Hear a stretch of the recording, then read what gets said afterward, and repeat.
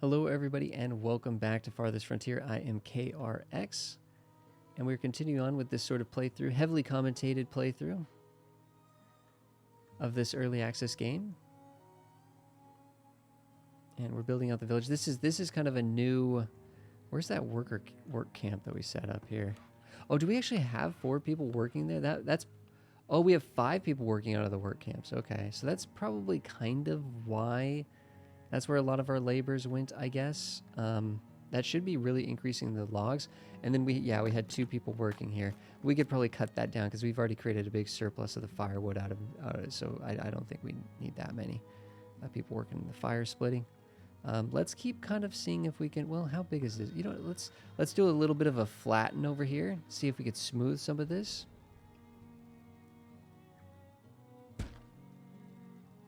Just to kind of see what that does. Meanwhile, we could actually, here, let's figure out the radius here.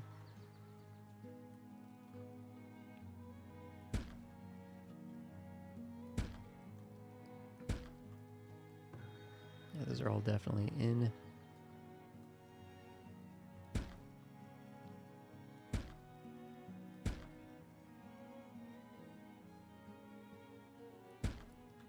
Just kind of building just a mix of random, just a bunch of houses. Let's just get a bunch of houses down. I actually, you know, with the labors we have, I'm actually kind of tempted to go up to 3 here, even though this is pretty much all, you know, wood chopping. Let's get up to 3 there. That's one of the things that they're going to be adding. They're going to be adding a forester profession or a forester building or something like that to sort of encourage the regrowth of trees. Because right now it's just kind of like they just kind of regrow. And your worker camps can cut trees faster than they regrow, which really that just means micromanaging. Like, oh, the worker camp has cleared all the trees. Okay, let's move the work radius. Let's move it over to here now. You know what I mean? And that micromanagement, I think, is... Well, I think it's goofy. I think it's just kind of goofy and unnecessary. I see what they were going for, like the being able to adjust the work radius. Like, that's kind of okay. You build a fishing hut and you set the work radius over here. I kind of appreciate that because it means that the fishing hut doesn't need to be built like in Banished, it has to be built specifically to be most optimal, right? Here you can kind of build it. Heck, we could have built this fishing hut like here if we wanted to, and then just told them to go work over here. That's kind of nice for setting it initially, but for some of the professions where you have to micromanage it, it seems silly to me. Now, what I don't understand is, consider fencing your fields. I have fenced the field. The field has been fenced. The only thing I can't do is I can't fence this. Okay. Hold on. Let's fence in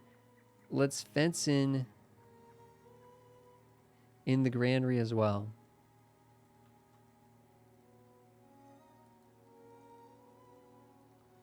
A double gated fence system here is okay. So that once this is built, this will be literally a completed fence around this entire area. Now, I wonder if it's actually when it says, well, actually, let's read this really quick. What does this tell us? A low wooden fence, great for keeping animals away from crops or predators away from livestock. Costs are 5 meter length of fence. Costs are per 5 meter length of fence. Okay, yeah. So yeah, this is appropriate fence. This should keep the livestock sort of at bay.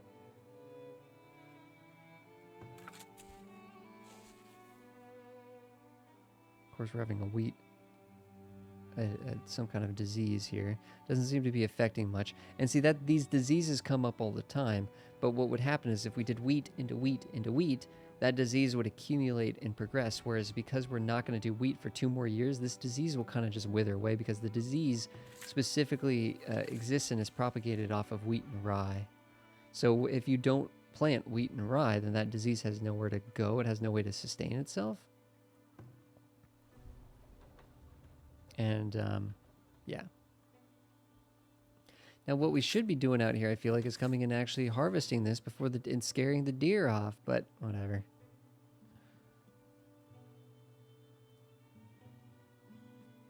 5 laborers, 3 builders. Let's go up to 4 builders. That'll be 4 and 4. That's saying one of our hunters has, I don't know, died or something. Don't know why they don't automatically get refilled when there is laborers. That makes sense. Maybe it would have if we waited a little bit longer there. Technically, I could see us. We're building a lot more homes up here, and it's going to take some time for all those to get built. So, I don't know. Maybe while we're building these, maybe we're not. Oh, that's right. We need water out here. In fact, we could probably set that as a priority. Big water bonus. Big water bonus.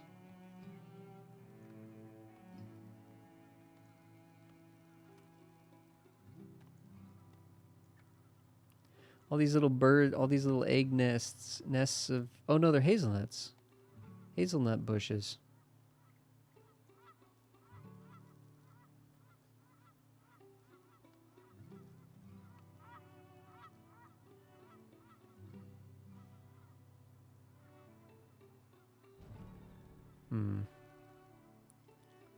It's kind of the perfect place for it, but it's going to bop a hazelnut bush. It's fine. Eventually, we're not going to be living off of foraged things. Not that those hurt or anything, but it's just not going to be our main source of food and stuff in the long term. Crops and cattle and, you know. I mean, the hunting, there's no reason why the hunting won't continue to be pretty good. Although this is actually, wait a second, okay, this is saying that it's been a while since they've actually been able to hunt. Now, I don't know why, because their work radius is literally over a site with 9 deer just nearby. Like, there's just an overwhelming amount of deer here. So you're going to have to explain to me why you haven't gotten it. Maybe they're just off doing other things.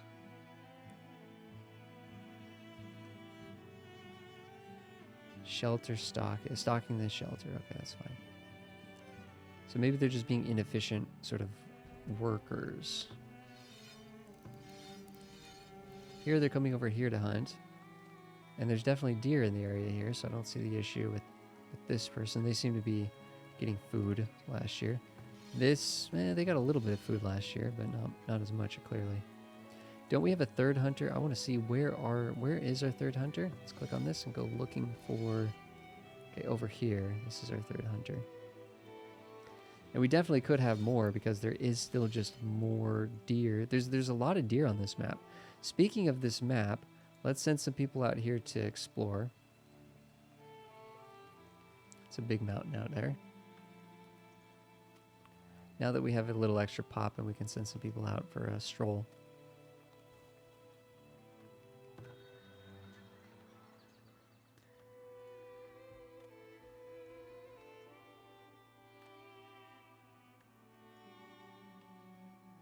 Yeah, some of these get built. We have room for people to move to town. That's the important part.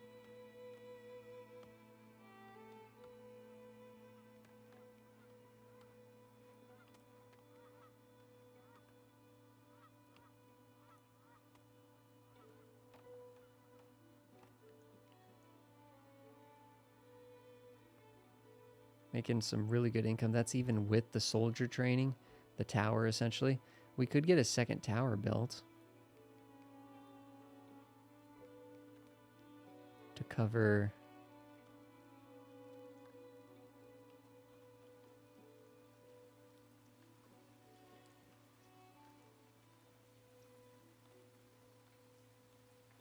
I think that looks pretty good. Just opposite corner is this tower. Still protecting all of these storage units and stuff. Now eventually you can build the barracks, which is... fairly expensive to maintain because it's 5 gold, just like the tower, but it's 5 gold per person working at it, and up to 8 people can work at it. And the thing is, the people here they expect to have weapons and like good armor and stuff like that. So it is an amazing just defensive structure though. So maybe, I don't know, maybe honestly we should think about where we want to build one of those potentially. Then you can obviously start doing walls and stuff like the palisades. Interestingly enough, I've read on Reddit that the more walls you have, the bigger the raids are against you. So it kind of seems like, it seems kind of weird. It's like, well, you do need to, I guess, build some walls eventually to help protect against the raids. but the more walls you build, the more frustrating the raids become. Like that, if that is actually how people are kind of trying to speculate what causes the raid scale, what scales the raiding, if it's time, if it's the amount of gold you have stockpiled, and people are actually suspecting it's based on the amount of walls that you build, which, or is that's at least a component of it, because it's like that's goofy, right? They need to have a different system. Time is a little bit tricky because it should probably be based on what tier of community you have, right? Like, it should probably be based on a number of factors, and maybe it is, but maybe it needs to be retweaked or rebalanced a little bit. But like, we're tier 2 right now, right? So there should be an absolute cap on how big a raid can be in a tier 2 timeline, in a tier 2 setting, right? Once you get to tier 3, you're kind of you're kind of expecting like, okay, well, the raids are going to be a little bit more difficult as the society gets sort of more prosperous and bigger and more prosperous in a general sense. So our months of food is going down, but 9 is still really good. I mean, that's 9 months of food, not counting. Again, that doesn't even count all the food that's already stockpiled in the homes that the people are actually eating sort of like in the homes. So it doesn't even really truly account for...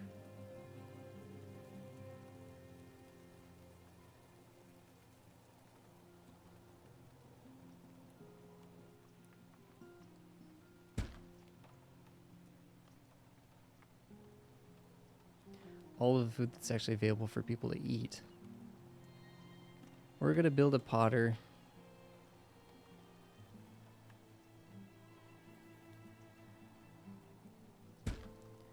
And a candle workshop. I like the idea of starting to build some walls. I just like the way the walls look, but apparently it does actually make it so that you're more likely to be attacked and things. These are the apiaries. Apparently, I don't know if they benefit... Oh, you can actually build them on the fields. That's interesting. I don't know if they actually benefit... I don't know if they have a positive effect on the fields, but they get a honey bonus from the fields. There's not really much... Well, there's some honey bonus just randomly out here, but there's good honey bonus being next to this park here. So you can kind of just build these things sort of around the houses and stuff.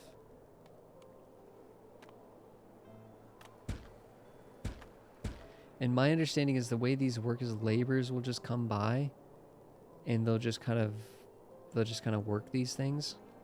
And clear them out. I just realized, man, I just realized like how much materials this is actually going to cost. Let's do a few less of those, because that's going to be 70 planks. We only have 40 right now. That's kind of a lot. Oh, and I'm trying to build these 60, 50. Okay. Don't worry about building these at the moment. Wait, we had crops killed by frost? We didn't get them all picked in time?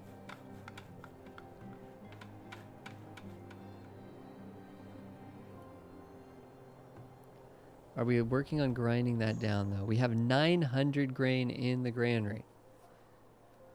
We have a bakery that is successfully making bread. Okay, the desirability up here should be just popping off now, right? Everything's above 30 except for these two over here, which these are basically outside the range of this big park down here, or it's very, very tight at least. And they're not getting much of a full benefit from it. So technically, is there something that we can kind of just throw down here like cheap and easy? That'll get this one up to 30. So 23 from 19, and then a medium park here will get just 28. Okay.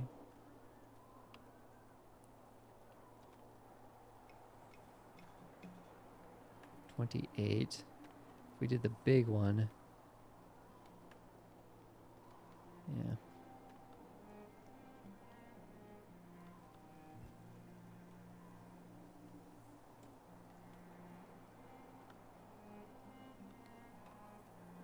So this is adding 7 desirability to this house. Did we say that this medium garden was adding 4? It is adding 4. So I think we can combine both of those things together. This plus that park over here, and we might have to put the park a little closer actually, but I think those things will combine to making all of these houses go to level 30 then. This is a shelter, but the desirability should be above 30. Yeah, so there are still some shelters here, right? Shelter, yeah. Need 2 kinds of food. Well, eventually they're going to be eating bread and meat, right? Bread and meat. Right now they're just eating meat, basically. The peas will also come in and that'll help too. The honey will be presumably a type of food. I think one of the next things we are going to build is the...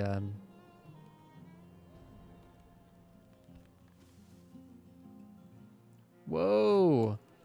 The shelter's on fire. Plenty of people nearby, hopefully, to take care of that before we have to rebuild it or something. But I think the next thing we're going to do food-wise is get the actual orchards going. Get the orchards going, and then getting the barn going makes a lot of sense. This just creates an immense amount of meat. Oh, I guess the milk is a different... Dairy would be a different food group as well, right? Get the barn. Where would that kind of go? Well, maybe the barn could kind of go out here. I mean, if these trees were more cleared out, it wouldn't look too bad. I guess it could go out here if this is going to be a big agricultural area. See, it would have to be that close to be touching.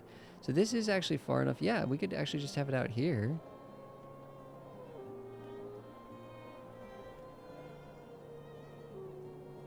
Right? That's not too bad.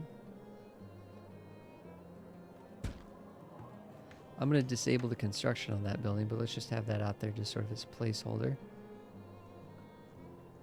And you know what? If anyone's super lazy, come out here and chop these trees. Because we want this to be part of the, you know, pasture that the cows are...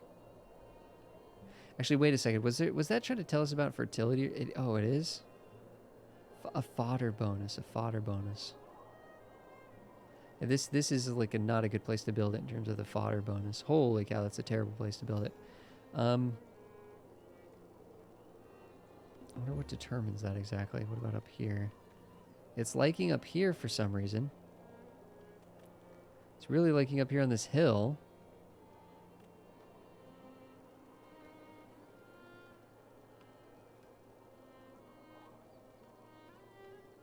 Can't build it really into this is going to be a town eventually. I mean, what about over here? This is kind of all bumpy over here. And this is okay, this looks like a great place to build it out here. That is pretty far away from town, though. You know what? Here, let's cancel this.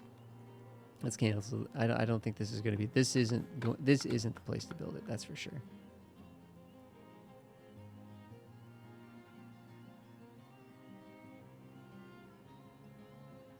How do I cancel all of this building?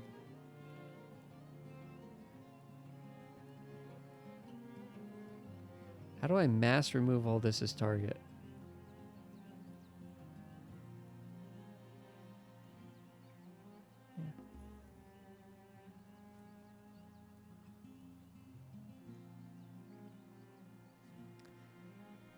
Oof, they're...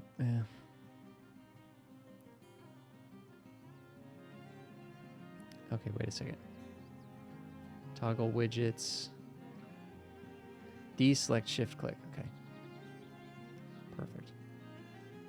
There we go. I knew there had to be some kind of way there. That didn't fully make sense to me. That there wouldn't be. But yeah, I think the fodder bonus out here looks kind of nice. And this town, right? Eventually there's going to be houses out here, so it won't be that far away. It's an interesting little valley right here, too, that kind of get through out to this little pasture. What's going to, I guess, be kind of a pasture area out here or something. So we're going to be making bread. I wonder, it'll be interesting to see how long this grain lasts.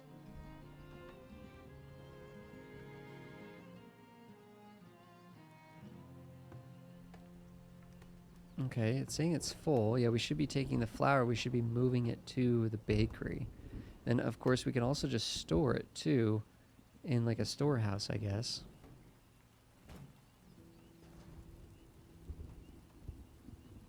Although actually looking, yeah, the storehouse can keep flour, produced material down here.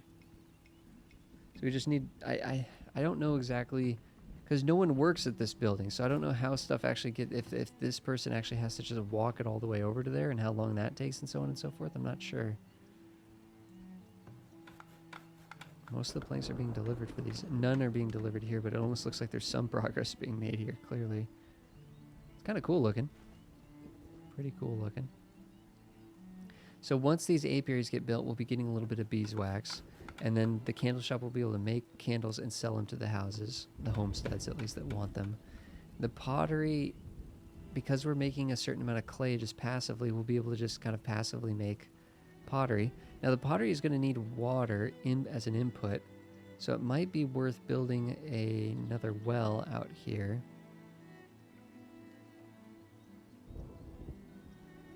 That's just kind of able to service the people that work out here and the potter as well.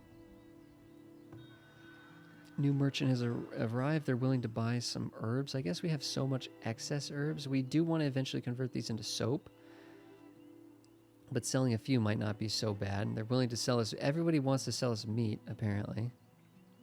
Okay, here we go. Here we go. Technically, we could buy willow. We could buy just a ton of willow.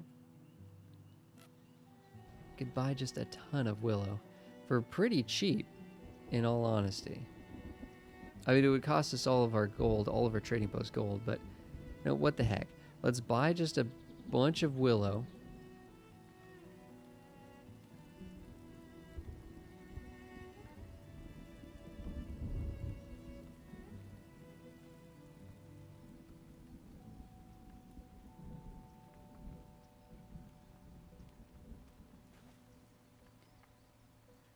That'll go to the storehouse, I assume, and then we can actually start to make baskets if we wanted to. Now, it's a little bit weird that we can't see. I'm gonna do this just because, it'll be interesting to see how long 300 willow will last us. However, I don't like. Man, I do not love the fact that we don't have our own source of willow. So eventually, we're just gonna run out of willow. We don't even know when people are gonna show up with willow. It's just silly to me. It's just, I don't know. I mean, there could be a lake somewhere else on the map. I sure haven't seen a second lake, but and there is, you know, like, eventually we find the boundary of the map. I'll be honest, I don't know how close we are to doing that at the moment, but. And see, the truth is there actually could be willow somewhere on this map and we just can't see it. I think it's supposed to be near water. So I'm assuming if we're not finding literal water sources, then we can't possibly be finding willow. But I might just be wrong about that. Because again, I've only seen it one time in all the maps I've ever played. And like willow's not even supposed to, I don't even think that's supposed to be some uber rare high-end resource or something like that. You know what I mean? It's just, to me, stuff like that is just silly. Like that we're having to trade for it is just silly. Trader 2, they're willing to sell us cows. We're still a ways off from doing that. They're willing to buy flour, but we definitely want our flour. Willing to buy baskets. I mean, heck, we buy the willow at 2. We bought the willow at 2 apiece. They'll buy baskets at 11 apiece. I wonder if just that back and forth, how much we made, so to speak, and profit from that. We don't want to sell any of this other stuff, even though they're paying a lot for clay. No, I want to build this. I want to remember how many baskets can we make per willow. Is it like 5 willow per basket? Is it like 1 willow or makes 5 baskets or something? Because that'll kind of determine on how much I actually care about the fact that we just purchased 350 willow for 700 gold. Because now I'm wondering, for 78 people, I guess if only 53 are fit to work, how many can we give everyone a basket? Because what baskets do is they let people carry more stuff. I think baskets are quite good for just, the concept of them is amazing. I love it. It's just like an additional, it's like people need tools to be more efficient at work during their work phase. And then baskets just let them carry more stuff when they go back and forth. It's like, great. Like, I like the idea you want them to have clothes. You want them to have 2 kinds of clothes. You want them to have shoes. Because if they get worms if they don't have shoes and stuff. They get, like, parasites and stuff. So it's like you need shoes for their health. You need clothing, different kinds of clothing and layers to protect them from weather and from ailments and so on and so forth. You need tools so they're efficient at work. You need baskets so they can carry more. Like, I love the fact that we're augmenting and equipping and improving the actual villagers themselves. And there's a production chain involved in doing all of that. And then it also kind of increases efficiency on the back end. So it's like you're doing more stuff, but you're doing it for a reason. It's just, I don't know, just stuff like that is awesome. So I want them to keep leaning into that. I just wish we could make the, you know, how are these crops being eaten by wildlife? How are the wildlife getting in here? Is it literally just because these few fences over here haven't been built? This is insane. Now, I understand deers can jump over fences like it's nothing. But the game specifically is telling us that this is for keeping away wildlife.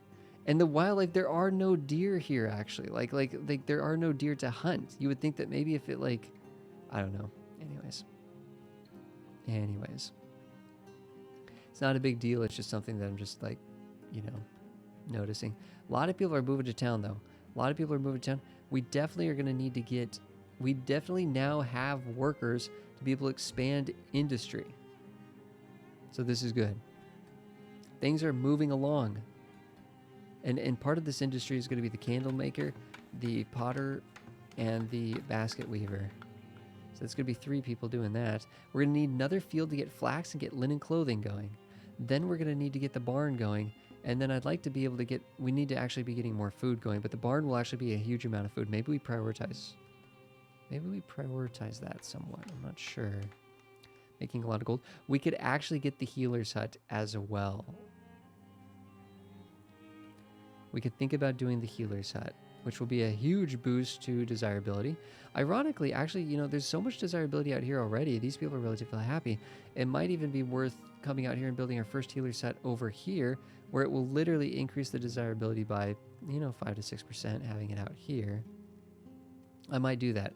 I might try to spread around the love a little bit and get these people boosted up a little bit because they're so far behind on the amenities. Guys, thanks everybody for being here. I really appreciate it. I will see you guys in the next episode. I'm having a great time just playing some Farthest Frontier. Hope you guys are enjoying the series. If you guys have thoughts or questions or anything about the game or about what I'm doing or why I'm doing or whatever, suggestions or anything, you know, feel free to post those in the comments. I read all the comments and respond to most of them. Well, if it's anything for me to respond to, I respond to it. I respond to all the comments. I don't just read them. I respond to them. So test me on that if you want. Also, the playlist link down below will help get you guys the next episode in the proper order, guys, so that things aren't out of whack. YouTube can be weird about that. Thanks, everybody, for being here. I will see you guys in the next one.